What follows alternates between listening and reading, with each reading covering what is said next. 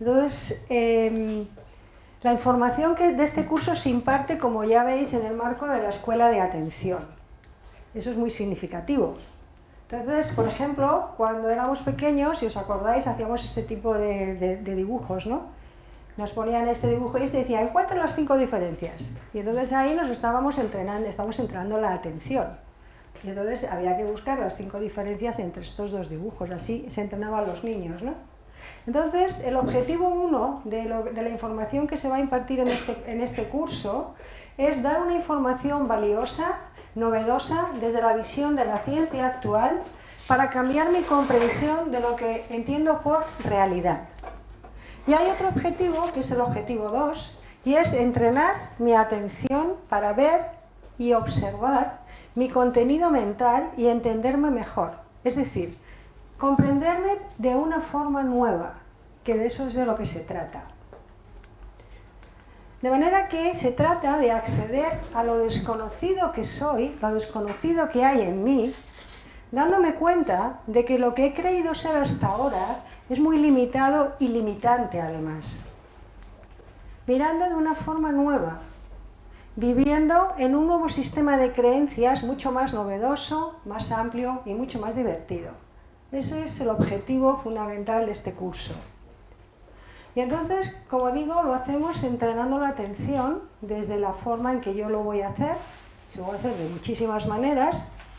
Y entonces, una forma que vamos a empezar siempre en las clases es como un pequeño ejercicio de atención, de concentración. Entonces, por ejemplo, observen estos dos linces, su posición, qué les llega, cómo se sienten, cómo están estos dos animales tumbados en la selva.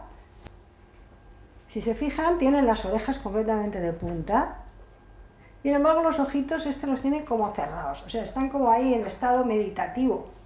Pero si se dan cuenta, están completamente alertas. Parece que se van a caer, pero no se caen, si no, no estarían en esa posición.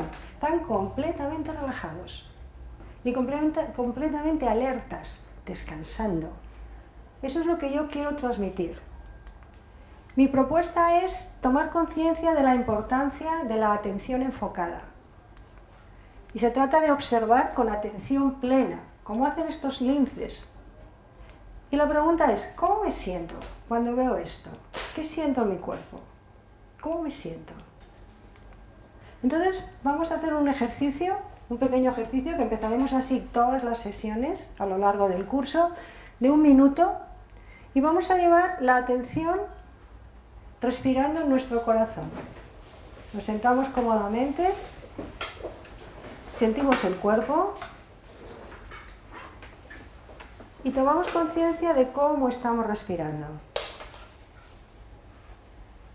Sentimos todas las partes del cuerpo, sentimos la cabeza, la espalda apoyada en la silla, sentimos las manos, el torso, las piernas, los pies.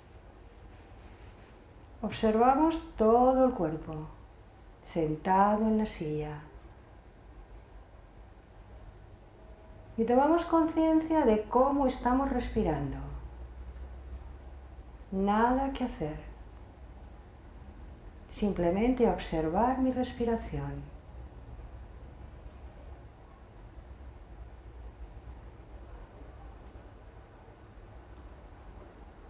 Observo cualquier incomodidad en mi cuerpo, escaneando el cuerpo físico con mi atención.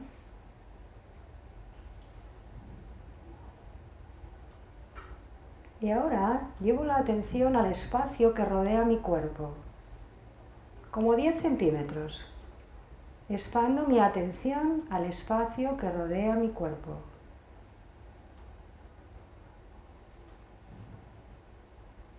Y ahora expando mi atención al espacio que mi cuerpo ocupa en la sala, sintiendo el volumen del espacio de la sala donde estoy sentada, sentado.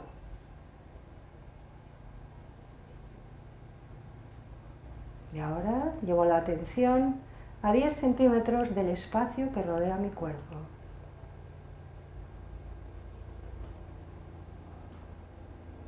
Siento mi cuerpo físico sentado en la silla. Y sigo respirando cómodamente, observando mi contenido mental. Nada que hacer.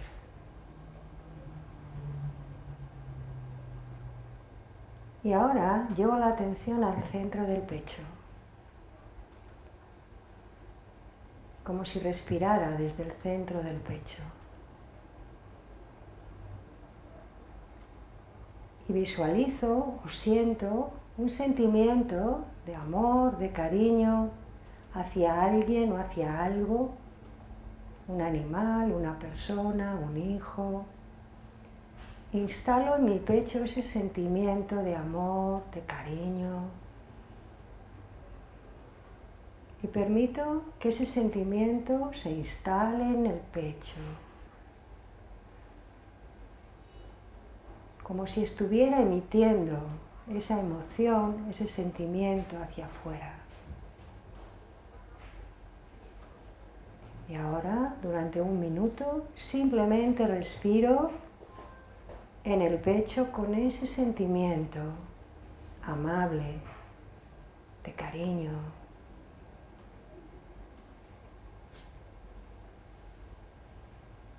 Emitiendo esa emoción, ese sentimiento hacia el exterior.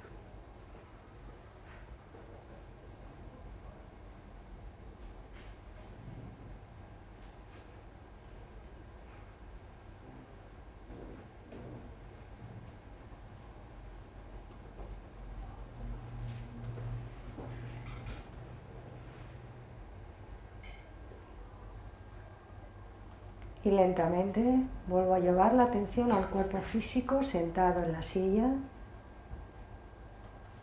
Observo cómo me encuentro ahora y voy abriendo los ojos. Lentamente, observando lo que pasa en mí.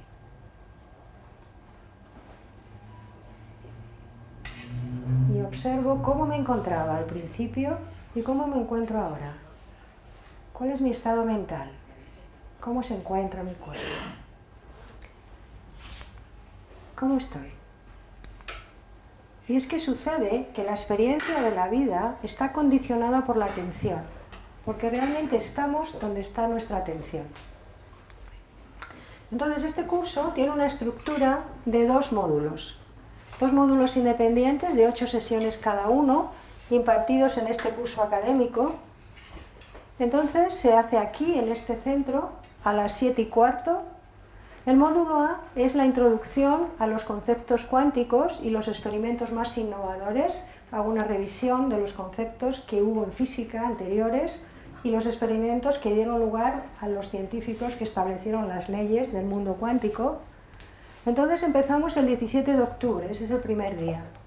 ¿De acuerdo? Entonces, luego hay una jornada de preguntas y respuestas el 20 de febrero. Y de introducción al siguiente módulo. El módulo B es una ampliación de lo que hemos visto, utilizando pues descubrimientos, innovaciones que está habiendo en biología, en medicina, en neurociencia, en psicología, etc. Es una segunda parte. Ambos módulos son independientes, se puede venir al primero o al segundo o a los dos, cada uno como le venga bien. Iniciamos el 7 de marzo y las sesiones son, como digo, los jueves de 7:15 a 9:15 quincenalmente, un total de 17 sesiones.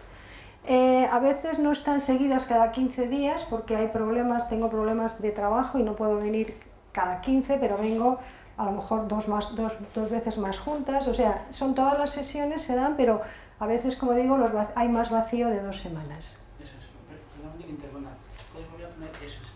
Para las personas que ya estéis matriculadas, que sepáis que se ha habido un cambio de fecha. Me parece que es el 14 de noviembre. Sí, el 14 de noviembre. Estaba puesto el 21. Antes estaba puesto el 21, pero por un viaje que tiene que realizar se ha cambiado la fecha al 14. En la web ya está corregido, pero lo digo ahora aprovechando para que lo conozcáis. Vale. Bueno, entonces hay una novedad y es que este año va a haber un formato online a partir de enero y el precio son 180 € y es presencial por módulo. y 100 euros para el online si es online, por módulo, ¿de acuerdo? Bien, entonces voy a seguir ya porque esta información se puede ver en la página web. El objetivo de este curso, como he dicho al principio, es ampliar la atención, mi capacidad de observación, mi comprensión y mi integración de los conceptos que se van a ir viendo aquí. Y entonces, una frase que queda muy bonita es decir, mi atención crea mi realidad. Entonces, vamos a verlo a lo largo de las cosas que voy a ir diciendo, porque este curso va a aprender a entrenar mi atención para producir cambios en mi vida. Y la aproximación que yo utilizo es una aproximación desde el contexto científico en el que estoy entrenada para poder ayudar a los alumnos a entrenar su propia atención. Entonces, la ciencia se basa en observar, experimentar, repetir para descubrir o entender las leyes de la naturaleza. Es decir, el método científico, que se desarrolló en el siglo XVII, trata de observar atentamente, experimentar repetidamente y sacar conclusiones o leyes. Entonces, el método científico, tal y como se ha utilizado hasta ahora en la ciencia dura, por decirlo de alguna forma, se refiere al mundo externo. Sin embargo, el método científico, con sus mismos atributos, también se puede aplicar al estudio del mundo interno del hombre, a su energía mental. Y de hecho los yogis, los místicos, Jung, han observado, experimentado y comprendido cómo funciona el interior del ser humano, su psiquismo. Y nosotros también podemos aprender, entender, conocernos si lo intentamos utilizando, como digo, esta metodología. Entonces, Buda, de hecho, era un científico. De hecho, un texto de Buda dice, no creáis nada por haberlo oído. No creáis nada porque ha sido dicho o repetido por muchos o basado en la autoridad de los maestros y ancianos. Más bien, después de observar y analizar, cuando descubráis que algo es acorde con la razón, aceptadlo y ponedlo en práctica. Como digo, esto es un texto de Buda de 500 años antes de Cristo. Y como decía Albert Einstein, la única fuente del conocimiento es la experiencia. Es decir, se trata de experimentar. Entonces, la propuesta del ejercicio de enfoque es la siguiente. Si yo estoy en mi cabeza, que es donde vivimos, no siento, no me doy cuenta de lo que el cuerpo siente, de lo que el cuerpo percibe. Entonces, cada cierto tiempo, durante la explicación, yo voy a ir preguntando, ¿dónde está mi atención? Simplemente como un pequeño recordatorio, porque se nos olvida, a mí lo mismo continuamente. Entonces así entreno la atención para que esté siempre en mi cuerpo, porque es el que siente. La cabeza no siente, solo piensa, está desconectada del cuerpo. Entonces así percibo el entorno y me doy cuenta de lo que está pasando. De forma que suceda lo que suceda, atención a mi cuerpo. Por ejemplo. Bien, entonces, como dice esta frase que me pareció muy bonita, si algo no te agrada, quítale el único poder que tiene, tu atención. Simplemente es cambiar la atención de un punto de enfoque a otro. Si fuéramos conscientes de la fuerza que tiene esto que digo, no nos meteríamos en peloteras, ni nos sentiríamos mal. Lo que pasa es que se nos olvida por los programas que llevamos. Bien, entonces este curso va de ciencia y conciencia. Y como dice el diccionario de la lengua española, la palabra ciencia, que viene del latín, que significa saber, es el conjunto de conocimientos que alguien tiene adquiridos por el estudio, la investigación o la meditación. Fijaros que esto es una definición del diccionario de la lengua, ¿de acuerdo? Lo que pasa es que se nos olvida y siempre nos quedamos en el estudio o la investigación, pero la meditación también está incluida. Y de hecho los conocimientos de la humanidad acerca del mundo físico y espiritual, de sus leyes y su aplicación a la actividad humana para el mejoramiento de la vida. ¿De acuerdo? De eso va la ciencia. ¿Y qué es la conciencia? Bueno, pues la conciencia, esta palabra viene del latín conciencia. ¿Y qué es? Pues es el conocimiento que el espíritu humano tiene de sí mismo. De manera que tener conciencia, otra acepción, hay muchas más en el diccionario, lo podéis mirar, es el conocimiento de las cosas mediante el que el sujeto se relaciona con el mundo. Es decir, la vida es relación. Lo que ocurre es que no nos hemos dado cuenta todavía. Y eso lo estudia la epigenética. Es una parte de la medicina que se ha descubierto en los últimos años, hace 30 o 20 años, que vivimos en relación con el entorno y que todo nos afecta. ¿vale? Esto es nuevo para nuestra forma de entender. Entonces, supongo que la mayoría de los que estamos aquí nos preguntamos ¿quién soy? Para eso estamos aquí, para descubrirnos. Entonces encontré este dibujo tan bonito que me dice, recuerda que tú no eres la mente que habla dentro de tu cabeza. Recuerda que tú eres la presencia que la escucha hablar. Esto es un anónimo. Como veis, es una foto muy bonita, unos ojos muy bellos, o sea, que nos está dando ya una información.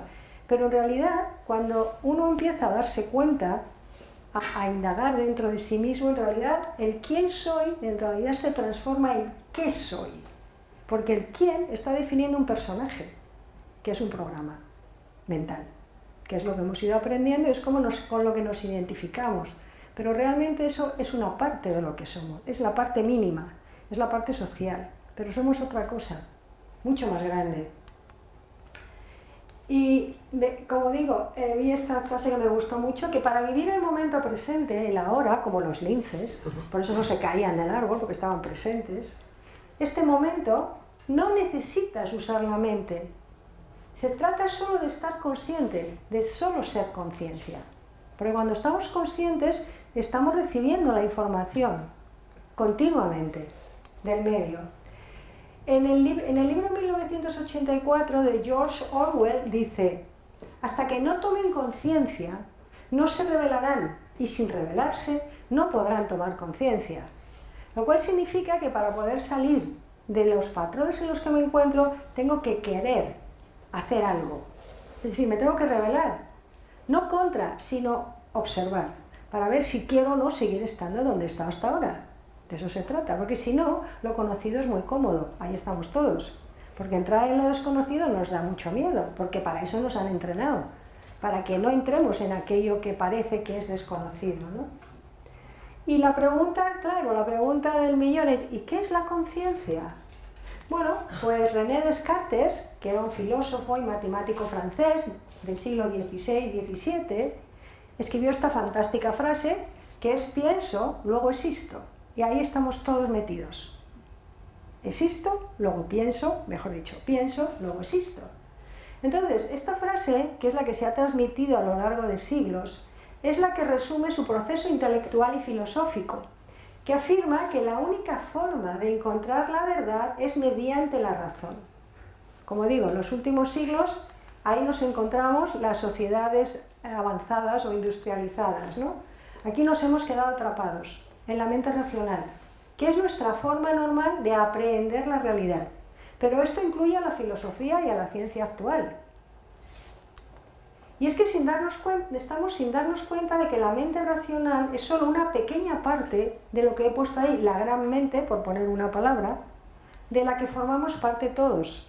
Es decir, hay algo mucho más grande que nos engloba a todos y que no se puede aprehender por la razón. Se aprehende estando conscientes, entrenando la atención. Porque eso es algo que no hemos sido entrenados hasta ahora. Y es que la ciencia no entiende lo que es la conciencia, ni el concepto de la realidad que cambia con el tiempo. Eso que llamamos realidad va cambiando con el tiempo. ¿Y cómo es posible que la realidad cambie con el tiempo? Bueno, pues hay un ejemplo, y es que la física cuántica nos dice que la mente racional, basada en lo conocido, no es suficiente para entender, como veremos más adelante. Y es que la situación es parecida a lo que los griegos clásicos tenían cuando estaban estudiando la naturaleza del Sol hace 2000 años. Hace 2000 años los griegos veían una bola de fuego todos los días cruzando el cielo. Y se preguntaban, ¿y qué es el Sol? ¿Qué es esa bola? ¿Cuál es su composición? ¿Cuál es su naturaleza? Bueno, pues hace 2000 años no se sabía. Tuvimos que esperar 2000 años hasta que se inventó el espectroscopio astronómico para poder medir la luz procedente del Sol. Cuando se midió la luz procedente del Sol, este es el espectro de emisión del Sol, que ya lo ve, esto es de lo que hablaremos también cuando hablemos del primer módulo, de las líneas espectrales. El Sol emite líneas que corresponden a transiciones electrónicas entre diferentes niveles, y cuando uno mide la luz que emite el Sol se ve que hay un montón de líneas que los científicos han podido clasificar y saber de qué elementos son. Por ejemplo, aquí hay una línea que es del hierro neutro, o del cromo neutro, o del hierro una vez ionizado, o del hidrógeno, o bien se puede medir la luz procedente de objetos muy lejanos, como por ejemplo galaxias con distintos desplazamientos hacia el rojo. Y como se ve, cada uno de estos objetos emite un patrón de líneas que es muy diferente según el objeto que lo emite. De hecho, cada uno de nosotros ahora mismo, nuestro cuerpo está emitiendo un campo de radiación con unas líneas que son características de cada cuerpo. Lo que pasa es que no nos damos cuenta, pero cada uno de nosotros emitimos un patrón único de frecuencias. Por ejemplo, este es el espectro solar, cada color identifica un elemento de los que hay en el Sol. Entonces, por ejemplo, gracias a este espectro se ha visto que el Sol es una estrella por lo menos de segunda o de tercera generación. Es decir, que el Sol está hecho de material de reciclaje, porque hay elementos pesados, muy pesados. Las estrellas nuevas solamente tienen hidrógeno y helio. Los que tienen trazas de elementos pesados es porque proceden de otras estrellas que han muerto y se han formado de ese material. ¿Dónde está mi atención? ¿Sigo en el Sol o estoy en la sala? Es que es muy importante que esto es realmente lo más importante. ¿Dónde está mi atención? ¿Qué siento? ¿Me asusto? ¿Hay que ver? No pasa nada. Si esto simplemente es información que se puede ver en internet. Ahora todos tenemos acceso a esta información. Bueno, entonces voy a daros, para que veáis que ha habido muchos grandes pensadores que han dado ideas sobre lo que nosotros intentamos entender.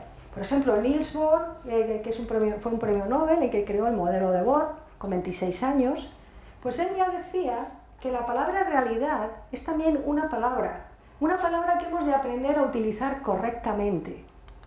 ¿Pero qué es la realidad? La realidad es la realidad virtual, es la que ve mi hermano, mi tío o un señor que vive en Sudáfrica. ¿Qué es la realidad? Y como decía Heisenberg, también premio Nobel, del que hablaremos en el curso, dice, hemos de recordar, esto es muy importante también, que lo que observamos no es la naturaleza en sí misma, sino la naturaleza expuesta a nuestro método para preguntar. Es decir, nosotros preguntamos, hacemos una serie de preguntas, y en base a esas preguntas que nos hacemos, observamos ciertas cosas. Pero no vemos lo que está fuera de la pregunta que yo he hecho. La realidad es mucho más grande de lo que mi mente racional puede de momento preguntarse, y se va ampliando a medida que vamos conociendo más cosas. Es decir, que como digo, la física cuántica, con sus preguntas y su método, ha hecho grandes descubrimientos, pero como vamos a ver, está aún en mantillas. Es decir, el conocimiento es todavía muy pequeño. Bien. Entonces, cada persona, cada uno de nosotros, observamos o interpretamos la realidad de forma diferente. Y eso depende del contexto, porque cada persona vivimos realidades diferentes. Por eso es tan difícil juzgar al otro, porque para entender lo que el otro siente o hace hay que estar en sus zapatos. Y si no, no puedes entenderlo. Tienes que estar en su cuerpo para entender. Esta señora es la doctora Luján Comas. Y ella dice que la conciencia es una energía que no se crea ni se destruye, sino que se transforma. Y dice que entender que no existe la muerte cambia nuestra vida. Esta señora es licenciada en Medicina y Cirugía, especializada en anestesiología y reanimación, y trabajó como médico adjunto en el Hospital Vall d'Hebron durante 32 años. Es decir, que esta señora sabe lo que dice, ¿de acuerdo? O sea, cuando ella dice entender que no existe la muerte cambia nuestra vida, está diciendo algo muy profundo, que muy posiblemente a muchos de nosotros nos va a decir, pero ¿qué dice? El programa, bla, bla, bla, bla, bla, bla. Nada, no pasa nada, lo dejamos ahí, que siga su rollo, como ya sabemos que es como el hijo tonto, por decirlo de alguna manera, lo observamos y simplemente permitimos que la información vaya entrando, porque esto está entrando en nuestro inconsciente y nos está cambiando nuestro programa, como veremos luego más adelante. Bueno, aquí pongo la información siempre de dónde lo he sacado para que todo el mundo pueda repetirlo. Y entonces les quiero recordar que en mayo del 68 hubo una revolución estudiantil en París que fue la huelga general más grande de la historia de la Europa occidental, donde 9 millones de trabajadores la secundaron, fue una gran manifestación, y había un ideólogo, que era un periodista también, Louis Pauwels, y él decía, estamos hablando de los años 70, si queremos cambiar las estructuras sociales, lo primero que tenemos que hacer es cambiar las estructuras mentales, porque de eso se trata, de cambiar lo que pensamos. Y mientras que no cambiamos lo que pensamos y cómo vemos las cosas, seguiremos estando donde estamos, porque no nos damos cuenta. Entonces, como digo, es muy importante que estemos cada vez más atentos de lo que pensamos, de lo que nos cuentan, que no es criticarlo o juzgarlo, sino de estar atento si cuadra conmigo o no, si lo quiero seguir o no, y de qué siento. O sea, que se trata de esto, atención, ¿qué estaba pensando ahora? Ahora mismo. ¿Estáis todavía en la huelga del 68, alguno de vosotros? ¿Qué siento? ¿Me he pillado? Bueno, mejor, fantástico, de eso se trata. ¿Me he pillado pensando? Bien, ya me he dado cuenta. Porque normalmente vivimos el día inconscientes. Ese es el problema, que no nos damos cuenta. Yo tampoco, ¿eh? Estoy hablando porque, como digo, estoy en lo mismo. Entonces, solo veo aquello en lo que enfoco mi atención. A lo que conozco, le doy mis características, mis emociones, mi interpretación de lo que yo percibo. Y solo la atención enfocada es lo que me permite acceder a otra forma de ver. Por tanto, se trata de tener la mente en calma, enfocada, presente. De eso va este curso. De estar en estado meditativo, absorbiendo información.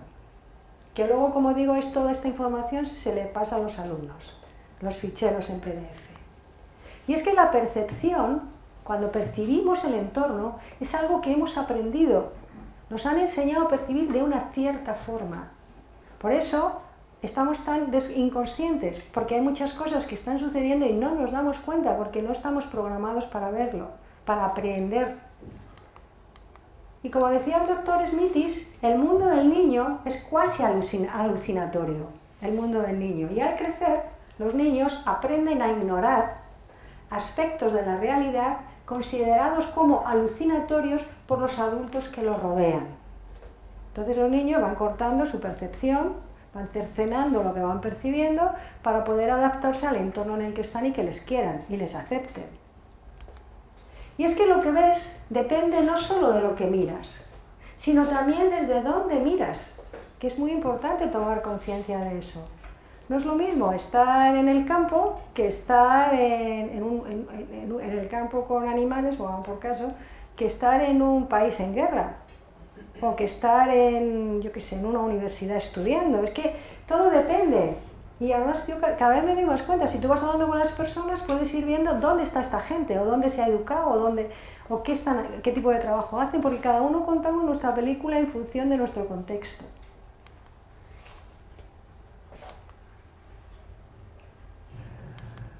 Y es que, ¿qué es la física cuántica? Que es el objeto del primer módulo.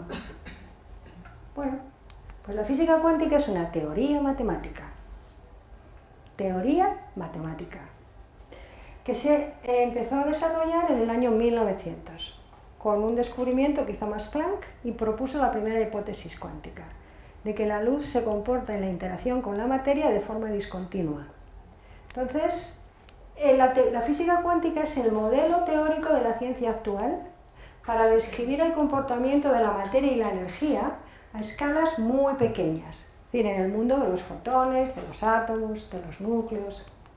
Y como todas las teorías, tiene un formalismo matemático y una interpretación de ese formalismo. ¿Qué significa ese formalismo? Y es que, aunque el formalismo es aceptado desde hace más de 100 años, la interpretación sigue siendo muy debatida.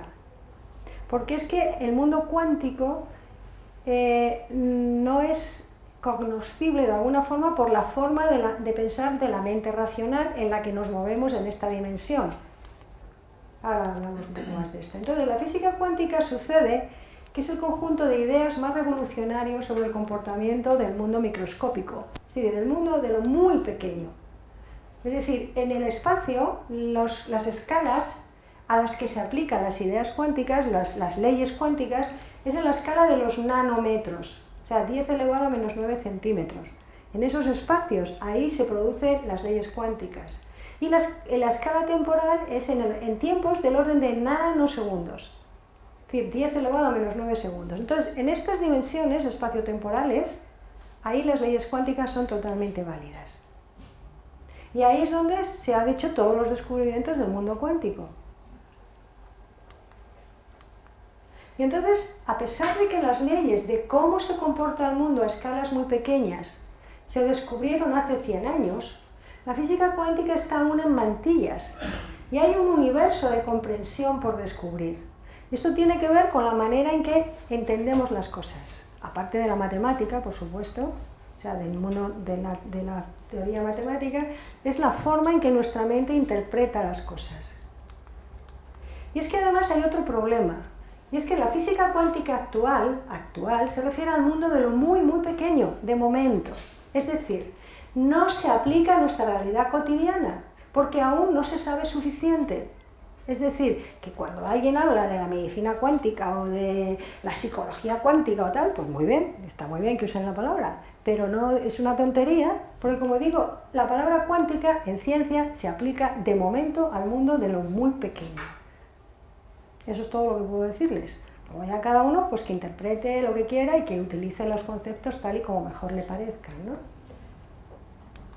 Entonces, claro, la pregunta es, ¿y dónde está el límite entre lo grande y lo pequeño? ¿Dónde está el límite? Bueno, hay un artículo en Investigación y Ciencia del año 2018, de septiembre de 2018. Esta revista de Investigación y Ciencia es la traducción del Scientific American, que es una revista de divulgación científica que lleva ya 150 años publicándose, que es la más prestigiosa que hay publicándose y que se edita en muchísimos países. Y entonces hay un artículo, como digo, en particular en estas páginas, en el que habla de cruzar la frontera cuántica. Y pregunta, ¿la mecánica hasta dónde de pequeño, hasta dónde de grande? Y dice que la mecánica cuántica, claro, el problema es que describe un universo que es extraño y probabilístico, como veremos en el módulo 1, que no parece corresponder con nuestra realidad macroscópica. Y digo que no parece. Como digo, las cosas dependen de la interpretación. Entonces, nuevos experimentos investigan dónde y por qué se pasa de un dominio a otro. De hecho, recientemente ha habido un experimento de entrelazamiento cuántico entre partículas en el que han podido entrelazar 2000 partículas, que ya prácticamente 2000 partículas o moléculas son objetos casi macroscópicos en la altura de en las micras. Es decir, que de un átomo, que es 10 elevado a menos 9 centímetros su tamaño, a 1000 o 2000 moléculas, es una escala mayor y se ve que sigue funcionando el entrelazamiento. Por eso digo que se va ampliando el rango, pero de momento estamos ahí. Y luego además tenemos otro problemita. El otro problemita es el lenguaje. Y es que con nuestros conceptos y nuestras creencias de lo que es la realidad. Gracias. Y es que todas nuestras comprensiones son relativas y todas nuestras comprensiones dependen del contexto. ¿De acuerdo? Y es que vamos a ver por qué digo esto. Porque nosotros creamos el significado a los símbolos y eso depende del sistema social en el que un niño nace. Por ejemplo, ¿qué es este símbolo? Bueno, está claro que es una B, ¿no?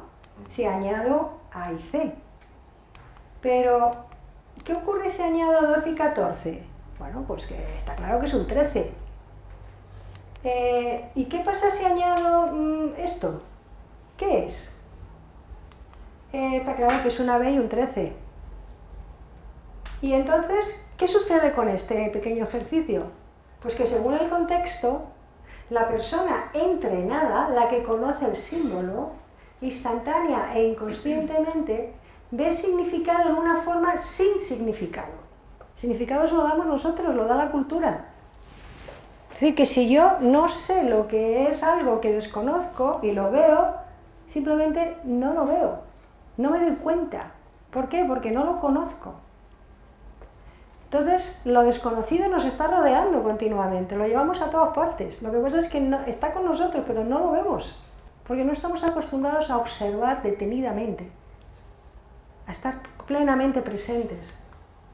Entonces hay interpretaciones diversas de esto que estaba enseñando, porque algunos ni siquiera van a saber interpretarlo. Los que no sepan leer, por ejemplo, esto no lo pueden interpretar. No saben. ¿Qué es esto? Un símbolo. ¿Y qué significa? Y yo qué sé. Yo qué sé, si no conozco este alfabeto, por ejemplo, ¿no? Entonces, esto es importante que tengamos conciencia de ello.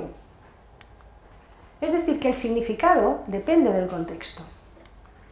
Entonces Heisenberg, que fue uno de los premios Nobel del año 32, del desarrollo de la mecánica cuántica, decía: aquí los problemas del lenguaje son realmente serios.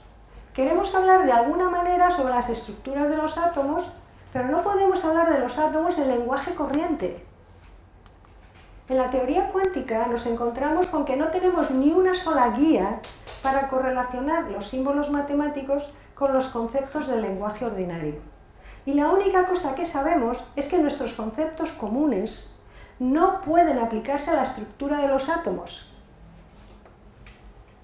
Toda nuestra tecnología actual está basada en 30% en el mundo cuántico, en la microelectrónica. Y entonces hay un lenguaje para poder hacer ese tipo de aparatos, una forma de pensar, que es el mundo cuántico, que de momento no se aplica al mundo ordinario. Es otra forma de pensar. Y Einstein, el gran científico que todos conocemos, el más listo, etc., decía, Einstein, que fue premio Nobel, como sabemos, era un científico clásico. La teoría de la relatividad es una teoría clásica, no es cuántica, es clásica. Bien, entonces Einstein decía, todos mis intentos de adaptar el fundamento teórico de la física clásica, la relatividad, al nuevo conocimiento de la física cuántica fracasaron completamente. Era como si la Tierra hubiese sido quitada debajo de mis pies, sin ningún cimiento firme a la vista sobre el que poder construir. Fijaros lo que decía Einstein.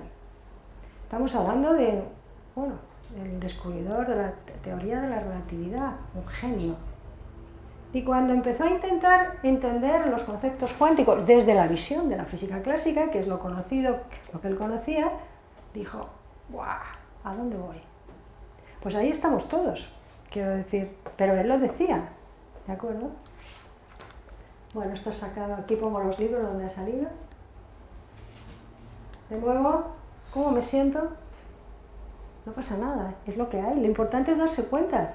Porque hay mucha gente que habla y dice muchas tonterías, que está bien, cada uno que diga lo que quiera. Yo les estoy dando las ideas de los que han elaborado estas teorías, ¿vale? Que no son mías tampoco, o sea que yo estoy aquí hablando de otras cosas, ¿no? Bueno, es importante reírse de vez en cuando, para mí eso es fundamental, ¿no? Y eso lo haré durante el curso, en las charlas que doy, pues también lo pongo. Estas dos señoras que están ahí fumando, están encantadas, y le dice una a otra que van a subir las pensiones. Y la otra le dice, ¿y a mí qué? Si yo soy más de hoteles. Entonces, bueno, como digo, el humor es fundamental, ¿no? Entonces, que nadie se crea lo que yo muestro o digo, que cada uno experimente, que observe el efecto que le produce la información que voy dando, porque la información es solo eso, información. Y de lo que se trata es de discernir. Con lo que yo me quedo, como digo, ¿qué es lo que me vale a mí y qué es lo que a mí no me vale? De eso se trata únicamente, ¿no? Y es que vivimos en un mundo en el que todo es movimiento, cambio continuo. Lo que pasa es que no nos damos cuenta. Pero la vida es movimiento. Lo que llamamos o percibimos como realidad está asociado al movimiento de todo lo que existe, en lo muy grande y en lo muy pequeño. Y es que en lo muy grande, por ejemplo, la Tierra está girando a una velocidad de 1670 km por hora. Pero la Tierra se mueve en torno al Sol a una velocidad de 107.200 km por hora. Y es que el Sol se mueve alrededor de la galaxia, del centro de la galaxia, a una velocidad de 830.000 km por hora. Y es que las cosas cambian. Entonces, vamos a ver unas fotos de Plutón que mejoraron a medida que la tecnología de las naves que se enviaron a Plutón iba mejorando. Estas son las primeras imágenes que se vieron. Y esta es la última imagen que ha tomado el último satélite de la NASA. ¿Se dan cuenta cómo todo va mejorando a nivel de resolución? O sea, que todo lleva tiempo, pero fíjense cómo cambia. Entonces, esto es lo muy grande, pero es que las teorías, nosotros también cambiamos. Por ejemplo, hace 2000 años la teoría heliocéntrica decía que el Sol era el centro del universo y todo lo demás giraba en torno al Sol. Y la teoría geocentrista, no, perdón, esta es la actual, ¿no? La que Giordano Bruno se le cargaron por decirlo. Y el geocentrismo es la que había antes, la que creían los griegos, los romanos, etc. Decían que el centro del universo era el Sol, y que la Tierra giraba, perdón, el centro del universo era la Tierra, y que el Sol y el resto de los planetas giraban en torno a la Tierra, ¿vale? Lo estaba diciendo mal. Entonces, como durante muchos siglos se pensaba que este era el movimiento de los astros, y entonces en el siglo XV-XVI, como digo, a Giordano Bruno le quemaron por decir que eso no era verdad, sino que el centro del universo no era la Tierra, sino el Sol. Y entonces ahora sabemos que ni centro del universo ni nada, que el Sol es una estrella pequeñísima en una galaxia como la nuestra, que es una galaxia pequeña, etcétera, etcétera, etcétera. Es decir, nuestra conciencia en 4 siglos se ha expandido de dónde estamos en el universo.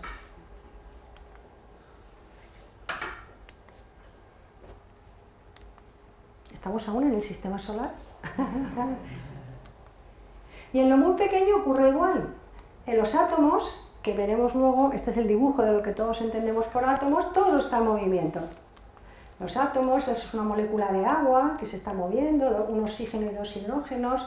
Esta es una molécula de sal común en la que están compartiendo electrones del cloruro sódico. Esta es una molécula compleja. Esto es un fulereno. Estos son los átomos del aire que hay en las habitaciones que están moviéndose continuamente. Es decir, que a nivel microscópico todo se está moviendo. Y en nuestra escala igual, este es el ADN, la molécula de ADN moviéndose, esto es un cerebro pensando, todos nosotros estamos continuamente emitiendo energía, no nos damos cuenta, pero estamos continuamente emitiendo lo que estamos pensando y sintiendo. El cuerpo, el corazón, todo está moviéndose, el cuerpo, la respiración, a medida que estamos respirando, estamos compartiendo el aire de esta sala, todos nosotros estamos compartiendo el mismo aire. Es decir, estamos compartiéndolo todo, aunque no nos damos cuenta, los pensamientos, el aire, las emociones. Es decir, el movimiento. En el universo todo está en movimiento continuo, aunque yo no me dé cuenta. El continuo intercambio. Y es que hay una interacción constante entre todas las cosas visibles e invisibles, porque vemos lo visible, pero lo invisible es muchísimo más grande, y hablaremos de eso en otro momento. Y es que todo es inmenso, además, aunque yo no me doy cuenta, todo es inmenso, porque hay tantos átomos en una sola molécula de tu ADN, como estrellas en una galaxia. Es decir, somos cada uno de nosotros un pequeño universo. O sea que somos realmente inmensos y grandes, visto desde esta visión. Vamos a descansar un poquito, respiramos 3 veces conscientes para darnos una pequeña pausa. ¿Cuánto tiempo queda? Vale, todavía queda un poco. Bueno, y es que, como decíamos, la conciencia es el mayor instrumento para el cambio. Esto es lo que dice Eckhart Tolle, que como todos lo conocen. Y bueno, esta es un homenaje a Forges, que va una señora a pedir trabajo, y ya ven lo que me dice, le pide, el funcionario le dice profesión, y ella dice, bueno, limpiadora, cocinera, doncella, costurera, planchadora, niñera, maestra, telefonista, bla, bla, bla, bla, y le dice el señor, todo eso no cabe. Y ella dice, bueno, pues ponga ama de casa, es lo mismo. Es un homenaje que hizo Forges al Día de la Mujer, al Día Internacional de la Mujer. Bueno, entonces, la comprensión de lo que llamamos real, como estamos viendo, cambia con el tiempo, con estos pequeños ejemplos que hemos ido poniendo. Y es que la ciencia es también un sistema de creencias en evolución continua, basada en el método científico. Y como decía Albert Einstein, en la ciencia las preguntas son siempre las mismas. Las respuestas cambian con el tiempo, ¿vale? Y por ejemplo, para que vean que todo cambia, vamos a ver 2 visiones diferentes de lo que se entiende por gravedad.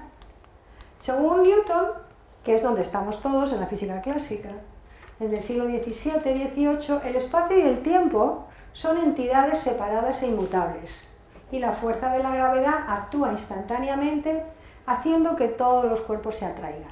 Esta era la visión de Newton. Mientras que Einstein, que vino 200 años más tarde, desarrolló otra forma de entender lo que es la gravedad. Y para él, el espacio y el tiempo, decía, son entidades relativas, que están entrelazadas en una malla, que la llamó espacio-tiempo. Y la gravedad es el campo que resulta del movimiento de los cuerpos a través del espacio-tiempo curvo. Simplemente lo que quiero que vean es que son dos conceptos completamente diferentes, separados 200 años. No pasa nada, como digo, no se asusten que no pasa nada. Esto en el curso se habla de ello también, ¿vale? Y se entiende porque, como digo, lo expreso de forma muy simple. Entonces, ¿qué dice la física cuántica? La física cuántica dice que el mundo material está formado por átomos. Y el modelo del átomo, que todos hemos visto, es que tiene un tamaño de 10 elevado a menos 11 metros, ¿vale? Este dibujo no está a escala real, porque como digo, en escala real estos son 10 elevado a menos 11 metros. Según el modelo, el núcleo está en el centro del átomo, ¿vale? Que está formado por protones y neutrones, que son las pelotitas azules y rojas, y los electrones se están moviendo en torno al núcleo dando vueltas. Ese es el modelo, ¿vale? Sin embargo, esto me dice que los átomos son muy pequeños. Como digo, esto no está a escala real. Pero es que esto es solo un modelo, es una forma de entendernos. ¿Por qué? Pues porque cuando se hace una foto con un microscopio de efecto túnel de átomos de silicio, de un chip de silicio, lo que se observa es esto. Es decir, los átomos son estas pelotitas. No se ve esta estructura tan chula que ponemos aquí. No, lo que se ve en un microscopio de efecto túnel es esto. Y de hecho, estas letras que pone aquí IBM son 35 átomos de xenón. Fue la primera foto que se hizo de átomos en 1975-80 y fue la IBM porque fue la primera compañía que desarrolló un microscopio de efecto túnel. Y entonces cada una de estas pelotitas que aparecen aquí es un átomo de xenón. ¿Vale? O sea, que así es como nosotros podemos ver los átomos con un microscopio de efecto túnel, como digo, en dimensiones de 10 elevado a menos 11 metros. ¿Vale? Y es que las leyes cuánticas, como digo, del mundo de lo muy pequeño son muy raras, porque me dice que los objetos, lo que entendemos por objetos, en realidad se comportan como ondas. Y además me dice que las ondas se comportan como objetos. Y es que en el mundo de lo muy pequeño, las propiedades de la materia se difuminan. ¿De acuerdo? Y a esto se le llama dualidad onda-partícula. Es decir, que los objetos se comportan como ondas y las ondas como objetos, dependiendo del experimento. Otra de las propiedades o de las leyes es lo que se llama el efecto túnel. Y es que en nuestro mundo clásico, si yo tengo una pared como esta y una pelota y tiro la pelota contra la pelota rebota, simplemente. Pero es que en el mundo cuántico, cuando yo tengo una pelota cuántica, un electrón, y lo lanzo contra una pared, el electrón no tiene problemas en atravesar la pared. Simplemente tunelea la pared, en el mundo cuántico. Entonces a esto se le llama efecto túnel, porque las partículas cuánticas atraviesan paredes sin ningún problema. Otra de las propiedades es lo que se llama la no localidad. La no localidad significa que un objeto, según lo entendemos nosotros, puede estar en varios sitios a la vez. Es como si yo fuera un protón cuántico y pudiera sacar al perro a la vez. Sacar al perro, llevar a los niños al colegio, irme de viaje a Nueva York y irme con mis amigas a merendar. Entonces, si yo fuera cuántica, yo podría hacer todas esas cosas simultáneamente a la vez. Y eso es lo que hacen los objetos cuánticos, es decir, no están localizados en un sitio. Ya sé que es muy raro, pero así es como se comportan los objetos cuánticos. Y luego hay otra propiedad que es lo que se llama el entrelazamiento.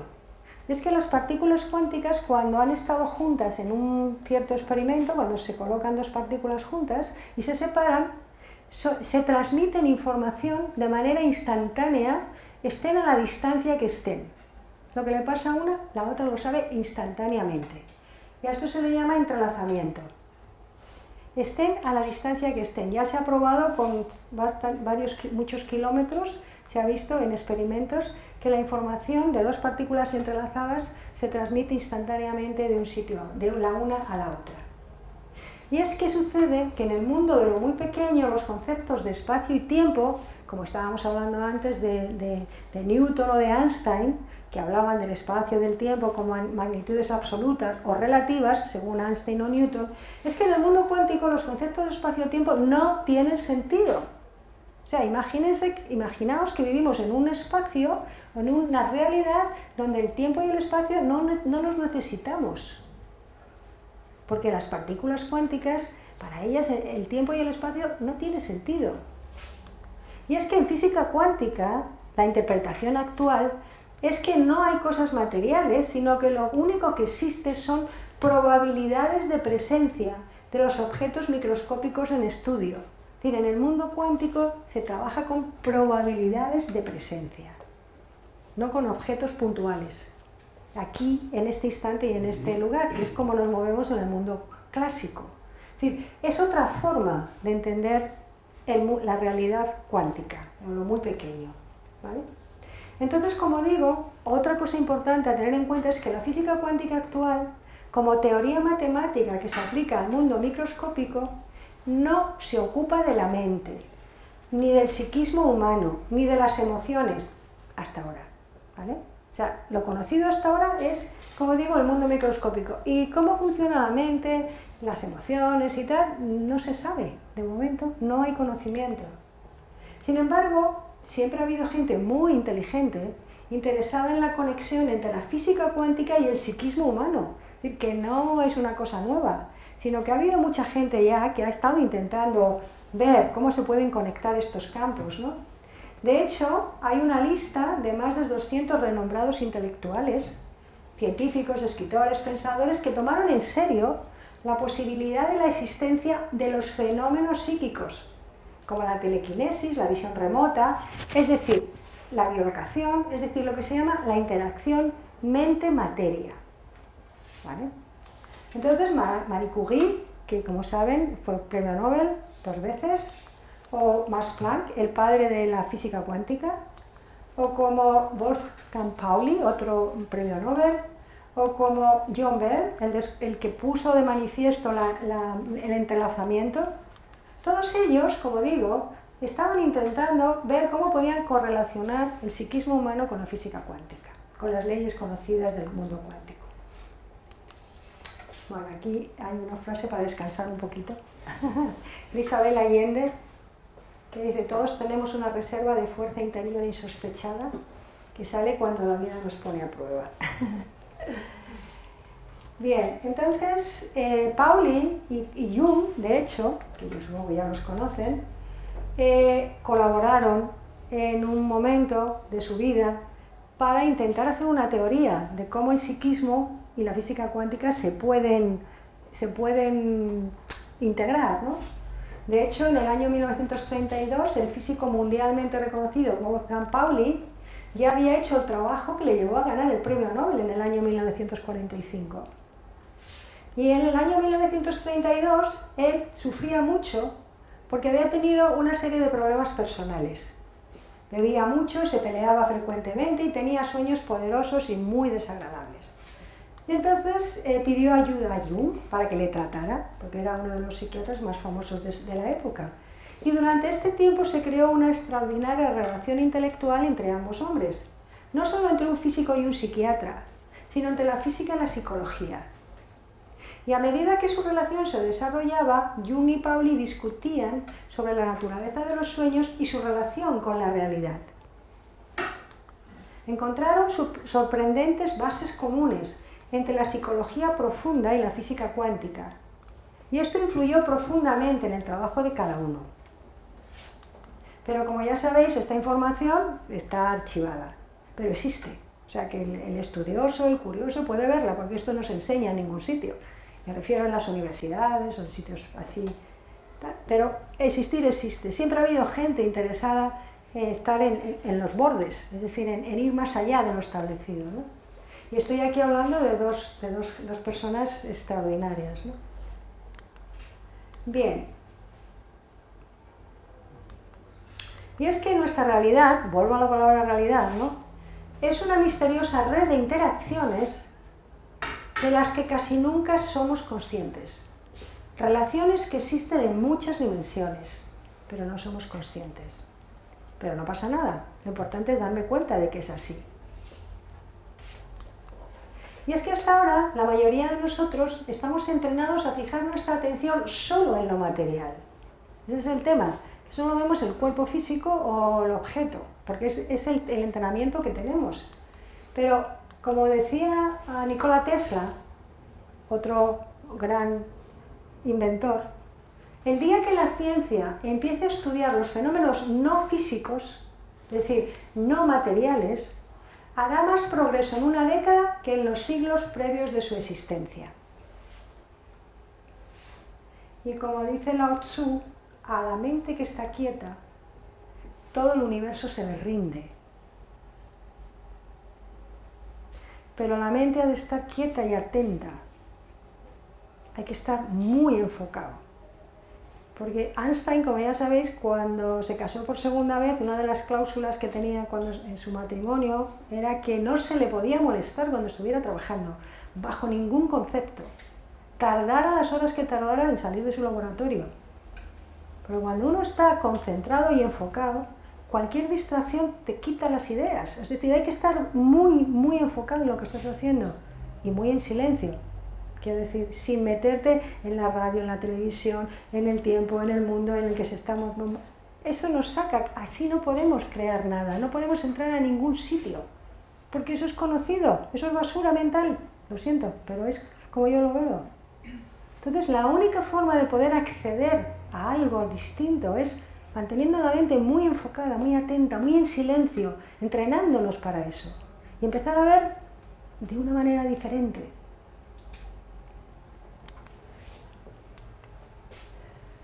¿Cómo vamos? ¿Vamos bien?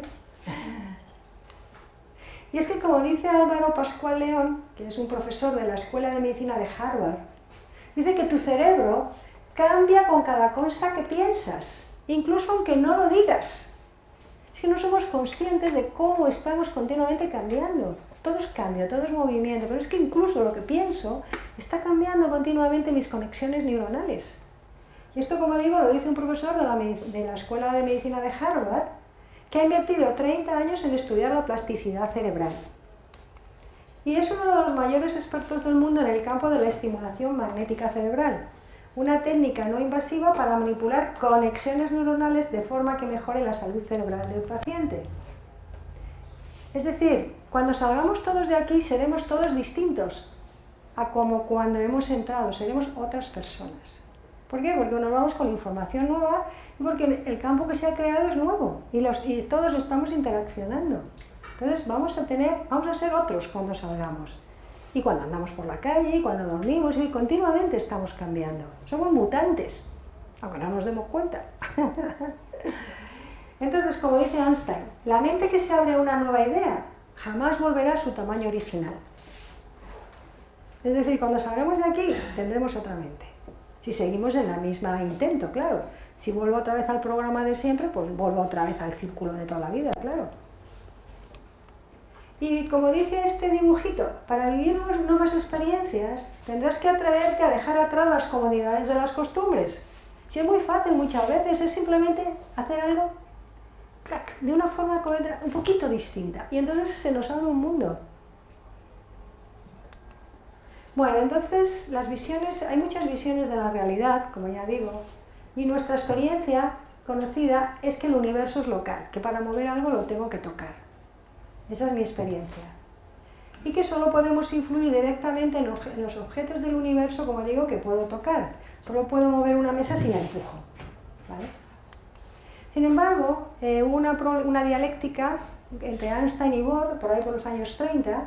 Como digo, Einstein no entendía, no aceptaba la teoría cuántica y se le peleaba mucho con Bohr. Y propusieron una idea que es lo que se llamaba la paradoja de Einstein, Podolsky y Rosen. Son tres científicos que decían que no existe la acción a distancia y que además nada puede ir más rápido que la velocidad de la luz. Entonces, si dos cosas están juntas y se separan, la medida en uno no puede afectar a la medida en el otro. Es decir, el entrelazamiento no existe. Entonces, Bell, que fue un científico posterior, en los años 60, escribió un artículo en el que demostraba si era posible eso que decía Einstein. No voy a entrar ahí. Y hubo un experimento en el año 82 que lo hizo Alan Aspect, que demostraba que las partículas cuánticas, cuando están conectadas, lo están para siempre. Es decir, que cuando se conectan, si mido una propiedad, la otra lo sabe instantáneamente. No le dieron el premio Nobel a Bell porque murió joven, murió a los 50 y pocos años, si no se lo hubieran dado por este descubrimiento. Y es que, a pesar de la apariencia local de los fenómenos, nuestro mundo está sostenido por una realidad invisible, sin intermediarios, que permite la comunicación instantánea. Es decir, la realidad, no esta realidad donde nosotros queremos estar, sino lo que es la realidad, es no local, y existen interacciones a distancia entre objetos separados. Bueno, y es que la mente es no local, nuestra mente es no local, aunque creamos que está en la cabeza, hay solo una parte de la mente que está en la cabeza. ¿Por qué digo eso? Pues porque puede influir en situaciones, cosas, experimentos a distancia, sincronicidades, puede irse a cualquier lugar del universo y recoger información. Y de esto hablaremos en la segunda parte del curso, con algunos experimentos que voy a enseñarles, publicados en prestigiosas revistas internacionales, aunque, como digo, esta información no se da en los medios de comunicación. Y es que, como decía Tesla, mi cerebro es solo un receptor. En el universo hay un núcleo del que obtenemos conocimiento, fuerza e inspiración. Yo no he penetrado en los secretos de este núcleo, pero yo sé que existe. Es lo que decía Tesla, ¿no? Bueno, me parece que no queda mucho tiempo ya, ¿no? ¿Cuánto tiempo llevo hablando? Me queda un poquito y voy a terminar un par de cosas más y lo dejo aquí. Dejo esta frase ahí tal cual. Me parece muy bonita. Vale. Entonces, como dice Michio Kaku, se trata de abrir la mente a lo imposible. Ya estoy terminando, nos vamos a ir. Bueno, esto es para que no nos tomemos muy en serio, que sonriamos, por favor, y que disfrutemos de estar donde estamos. Vale, entonces, la física cuántica muestra que el observador altera lo observado. Y la neurociencia actual está demostrando que podemos cambiar nuestra mente y nuestro cerebro solo pensando. Y que podemos hacerlo a lo largo de nuestra vida siempre que queramos, debido a la neuroplasticidad. Hay un doctor, el doctor Joe Dispenza, que es un neurocientífico que ha escrito varios libros en el que enseña experimentos y formas de hacerlo a través de la atención y la meditación. Tiene varios libros, estos son algunos de ellos. Bueno, entonces, voy simplemente a pasar ya para ver, ¿se puede cuantificar el efecto del acto de la observación con un experimento científico? Eso es cuantificable, se puede. Bueno, hay un experimento, lo voy a decir muy rápido, como digo, solo para que vean, pues se hagan idea de las cosas que veremos en el segundo módulo, que se llama el experimento de la doble rendija. Dice cuando, por ejemplo, un emisor de luz o de electrones pasa por dos rendijas, a la salida se produce un fenómeno de interferencia, ¿vale? Según Richard Feynman, este experimento de la doble rendija contiene el corazón de la mecánica cuántica. Según él, contiene el único misterio, ¿vale? Pues el doctor Dean Radin, del Instituto de Ciencias Noéticas, lleva ya 20 años trabajando, es un ingeniero electrónico, hizo la tesis doctoral con un premio Nobel, lleva trabajando 20 años en este tipo de experimentos, en el Instituto IONS. Entonces él utiliza un experimento en el que tiene un láser que atraviesa una doble rendija y entonces a la salida hay este detector que mide la cantidad de luz que atraviesa esta doble rendija. Entonces lo que ha hecho ha sido, el experimento lo han hecho con personas que enfocaban la atención en el paso de la luz desde otra habitación, por supuesto. El experimento está en una habitación y en otra habitación le pide a personas que enfoquen la atención en la luz que está pasando a la doble rendija con la intención de alterar el diagrama de interferencia, es decir, con la intención de alterar la forma de la luz que sale de esa doble rendija, o sea, el patrón de interferencia. Bueno, este es uno de los resultados, lo voy a explicar muy brevemente. Aquí está el número de sesiones que se ha hecho, lo han repetido 160 veces en una de las publicaciones. Y este es el efecto del tamaño de cuando la persona mantiene su atención enfocada en el paso de la luz por esa doble rendija. Entonces, cuando no hay nadie observando, la luz tendría un efecto que es cero. Cuando no hay nadie observando, no hay ningún efecto, es decir, hay una forma que tiene el patrón de interferencia que es tamaño cero, se llama así. Y entonces, a medida que la gente va enfocando la atención, se va observando en distintas sesiones si hay algún efecto o no. El efecto aumenta hacia abajo, aunque sea un valor negativo, aumenta hacia abajo.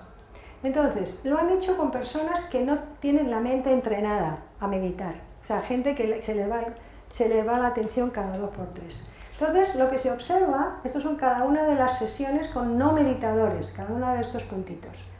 Se ve que cuando hay personas que son no meditadores y observan el paso de la luz, o sea, no lo observan mentalmente, lo que ven es que hay un pequeño efecto, pero luego después como que se mantiene.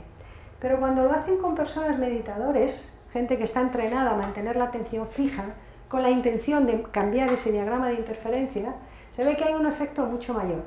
Y además, a partir de un cierto número de sesiones, el aumento del tamaño del efecto es inmenso. ¿De acuerdo? Entonces se ve que inicialmente es mucho mayor el efecto que los no meditadores, pero a partir de un cierto momento es como que hay un aprendizaje y entonces ¡buah!, el efecto es muchísimo mayor. De manera que todos estos resultados muestran que hay un claro efecto en la luz que pasa esa doble rendija debido a la atención de las personas que lo están observando. ¿Vale? Les han dado un premio y hubo otro experimento, y con esto acabo. Como digo, hemos dicho que solo vemos lo que queremos ver, solo oímos lo que queremos oír. Y es que nuestro sistema de creencias es como un espejo, que solo nos enseña lo que creemos, lo que nos han enseñado. Vale, pues hay una psicóloga, la doctora Gertrude Schmeidler, del City College de Nueva York, que proponía en los años 40 que las personas que no creen en los efectos de interacción mente-materia o en los efectos del psiquismo humano, subconscientemente evitan las experiencias psíquicas porque no quieren experimentarlas. Entonces, en los experimentos que han hecho sobre las creencias de los participantes en los fenómenos psíquicos, encontró que las personas escépticas tienden a puntuar más bajas que las creyentes. Lo voy a hacer muy rápido. Hicieron un experimento en Japón con té bendecido del profesor Jun Yong-chia del Instituto Normal de Taiwán. Y entonces la pregunta era, ¿beber té si está bendecido afectará el estado anímico de la persona? O sea, les daban a beber un té bendecido, ¿o no? Y hay diferencias en que la persona crea que le va a afectar o no. Esa era la pregunta que se hacía. Querían explorar este efecto. Entonces usaron té, porque los experimentos en Taiwán se hicieron ahí, y la ceremonia del té en Asia es una tradición muy honrada. Y las personas que bendijeron el té eran monjes monjes senior de la Fundación Bliss and Wisdom Buddhist. Hicieron un experimento con 189 personas, creyentes y no creyentes. Aquí está el artículo que está publicado con Dean Radin también en el año 2013. Y entonces aquí se ve el resultado, lo voy a decir rapidísimo para no aburrirles más y con esto terminamos. En el cambio promedio en el estado anímico en el experimento del té bendecido. Lo voy a hacer muy rápido para, como digo, solamente quiero que vean lo siguiente. Estos son personas que creen que les puede afectar y personas que no creen. Entonces, esta línea azul significa que no hay ningún efecto en el cambio del estado anímico. Aquí es cambio positivo, ningún efecto. Aquí están los creyentes. Los puntos blancos les daban a las personas que no sabían lo que bebían té no tratado, no estaba bendecido. Y los puntos negros es té bendecido. Entonces lo que se observa es que las personas creyentes que tomaban el té no bendecido experimentaban un pequeño efecto en su estado anímico, mientras que los que tomaban el té tratado, que eran creyentes, experimentaban un efecto mucho mayor.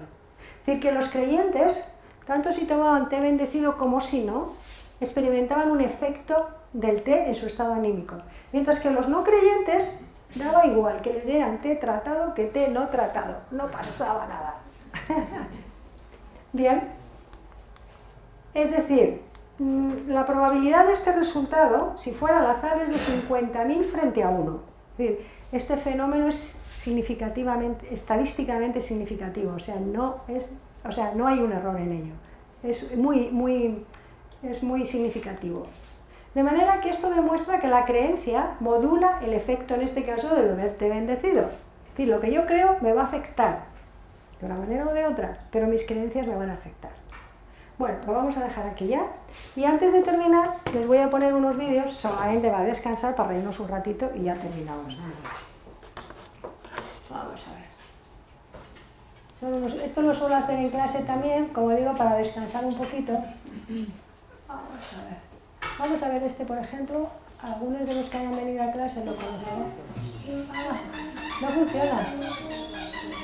Bueno, espera. Me salen de Pixar. A ver. No me sale ninguno. A ver. ¿Dónde está? A ver. No sale. Es el de arriba. Bueno, cualquiera de ese, sí. Sí. Está puesto ahí abajo, ¿ves? Pero no se abre, no sé por qué. A ver. Ahora, ya está. Gracias. Vale. Como digo, es para relajarnos un poquito, dejar todo lo que hemos visto, lo que hemos oído, ya hemos visto demasiado. Y vamos a ver este pequeño vídeo de Pixar, que es muy gracioso.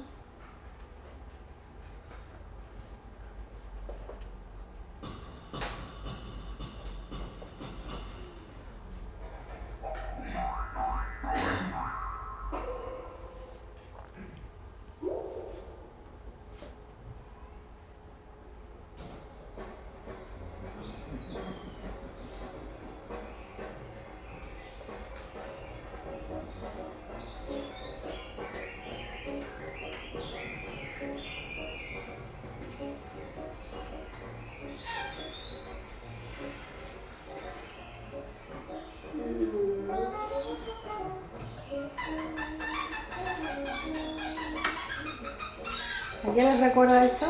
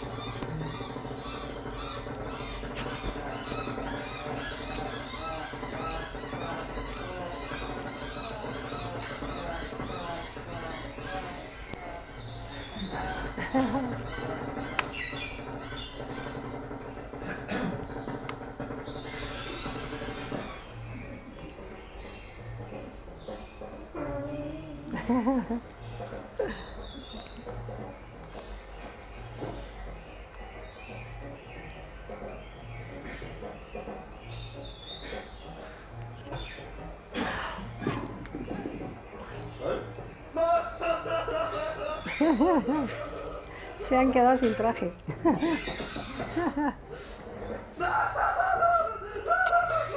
El que ríe el último ríe mejor.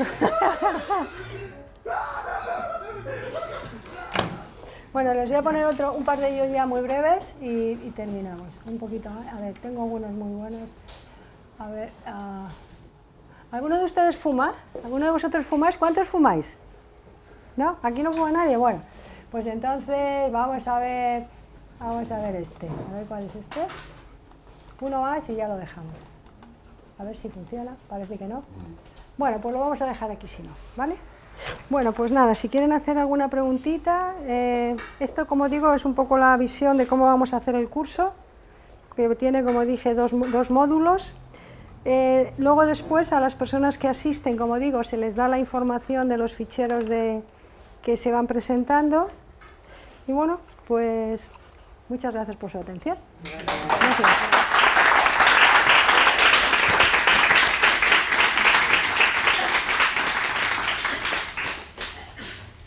Óscar, no sé cómo se apaga esto.